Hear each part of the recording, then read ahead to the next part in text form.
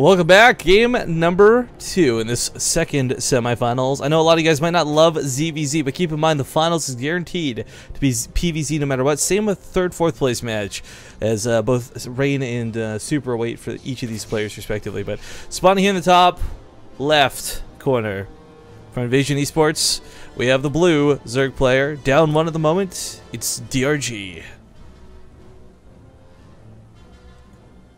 And on the opposite side, 5 o'clock position, playing as Red Zerg, it's TCM Soulkey.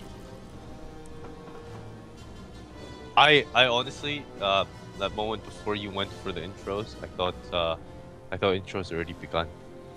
And why am I still fat in the overlay? Can you fix it, please? Oh my goodness, dude! I am just gonna Can you do it stretch for the you out. princess? I'm just gonna stretch you out to be like the entire width of the screen. Like you're gonna be like, do it for the princess, please. You're gonna be 1280 by 10, dude. Like, no. I could try and unscrew it afterwards. It looks really bad though, dude. Like, I don't know. We'll mess with it. I'm not really worried about out of game stuff, to be honest. We spend so little time there compared to what we do in game, and of course that's what matters the most. But I had your first out of Soulkey and DRG.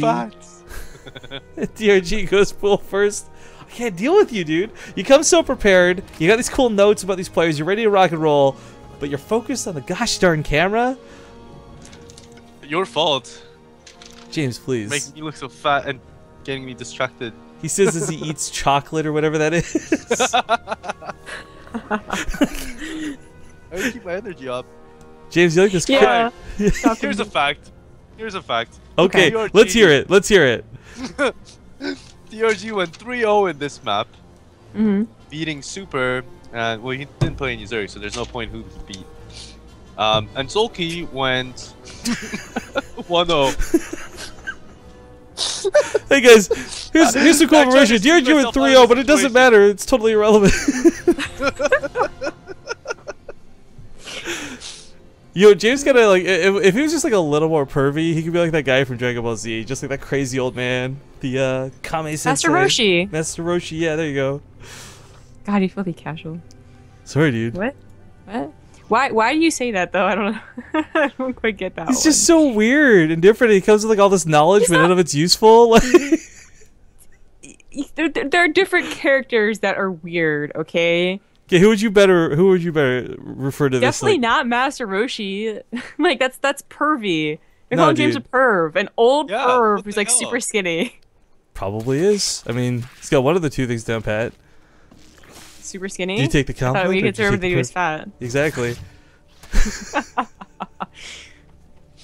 All right, Link's got a nice scout of the main. They're gonna get chased out. Teasing aside, I love you, James, man. I want you to know that. But there's okay for the way this first game opened up, right? Like, it wasn't just Roach versus Roach. It was this really weird queen opening with a really cool, kind of interesting push out of DRG. I don't think he tries pulling off something ballsy like that again. Not right away, at least. He's really got to get back in this series quickly.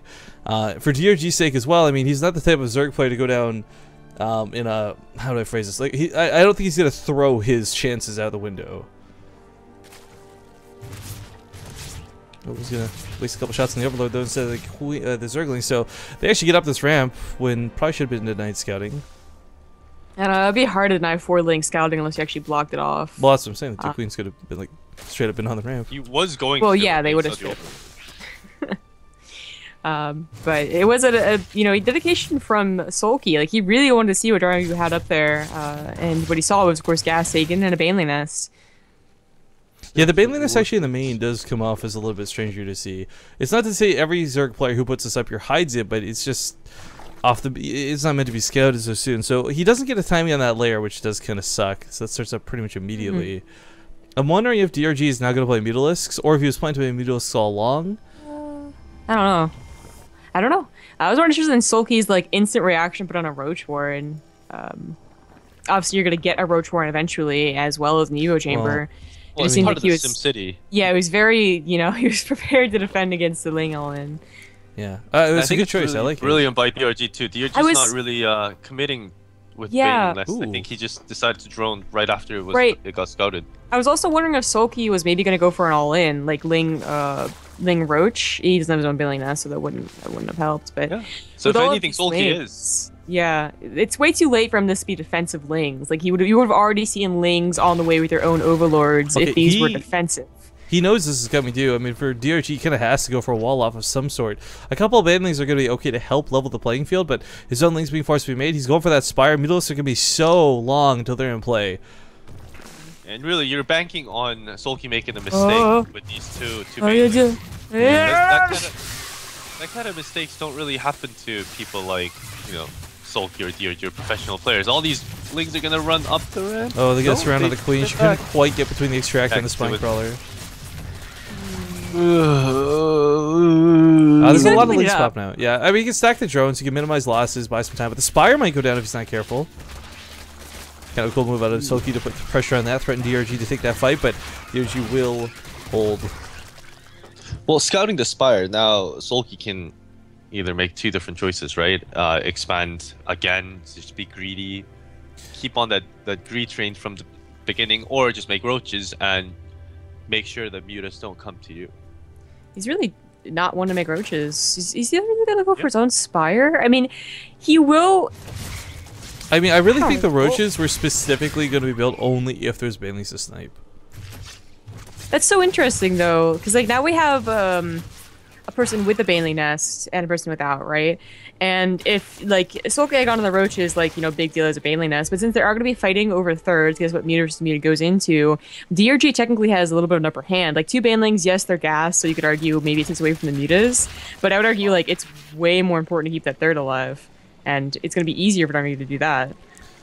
Yeah, he's actually, let's not forget, as soon as this ling aggression calms down, he's going to be able to take that map control. He'll strip the vision away from Soulkey. Soulkey already doesn't have that many overlords on the map. He started bringing them home as soon as he saw that Spire, of course, but...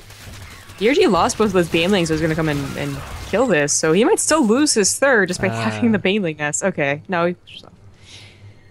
That's really important. Don't know if he's going to apply his own pressure. You should at least try, especially if you're into the... Like, if you're assuming Soulkey never got a baneling nest, which is still just like, oh, it's so weird. Like, yeah, DRG's quite committing on this. He's making more lanes. Yeah. Top of the mutas. Definitely do it. Third probably was a bait out of him. It seems like. Maybe. Wait, DRG's third? I think it's only going to be a third if it's like going to go a different direction. But yo, we got +1/+1 from Soulkey. He's got his own Mutalisks on the way. Didn't realize he was going to match production muta versus muta. For time, this will kind of go okay for DRG because he might think, okay, well, I've got some map controls for transitioning into roaches. And if he does, that could cost him a lot in this game. Why is Soulkey getting +1 roaches though? He's not the one that's in the transition.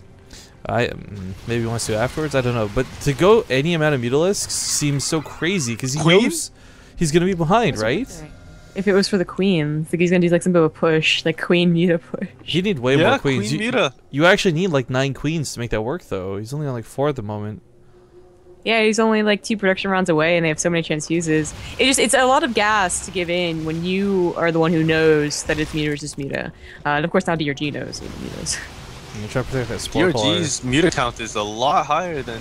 Yeah, I mean, he had it so much faster. I don't think Soulkey's putting focus on the mutas, though. Like, that +1 range weapons is, like, the biggest red hair you never see. But the Carapace upgrade is what really strikes me off for Soulkey. Like, why bother investing in the Mutalisks if you're not really trying to play the Mutalisk game? Like, if you're playing from behind the Mutalisk game, why play the Mutalisk game at all? And he's not stupid enough to make that choice, I feel like. Soulkey's such a good player. There's something going on behind this. The Infestation Pit's on the way. Link's coming in for a bit of a surround. They will pick up one of the queens immediately. And this Mutalisk count is just too much. Okay, whatever his plan was, it does not look like a great plan right now. No, we're not even gonna get to the end game of it. So GG. I really, we all can't explain that. You know, maybe a Zerg would be like.